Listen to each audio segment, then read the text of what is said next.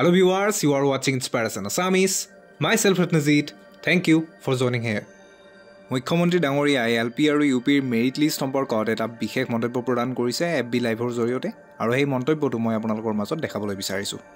সেই ধৰণে LP ME পৰীক্ষাৰ ফলাফলৰ বিষয়েও আজি যেনেকৈ অসম আৰক্ষীৰ বিষয়ে মই একেলগে জনাইছো 11 মাৰ্চৰ পিছত মই শিক্ষা বিভাগৰ গোটেই কেটা নিযুক্তিৰ সম্পৰ্কত আপোনালোকক এনেকৈ আগতীয়াকৈ জনাবৰ বাবে মই প্ৰচেষ্টা কৰিম তাৰ বাবে আপোনালোকে মোৰ পৰৱৰ্তী অৰ্থাৎ 11 মাৰ্চৰ পিছৰ কোনোবা এটা ফেসবুক লাইভৰ অনুষ্ঠানৰ বাবে অপেক্ষা কৰিব লাগিব।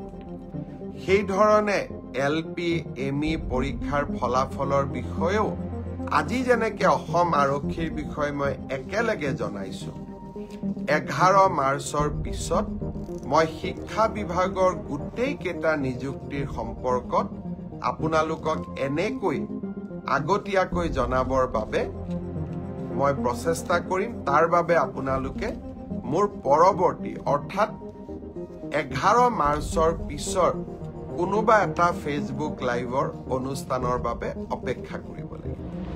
ভিডিওটো শেষলৈকে চোৱাৰ কাৰণে ধন্যবাদ জ্ঞাপন কৰিছো। প্লিজ চেনেলটো সাবস্ক্ৰাইব কৰিব, ভিডিওটো লাইক কৰিব আৰু কমেন্ট বক্সত নিজৰ মতামতসমূহ লিখিবলৈ একেবাৰে নাপাহৰিব। ধন্যবাদ জনাইছো ভিডিওটো শেষলৈকে চোৱাৰ কাৰণে।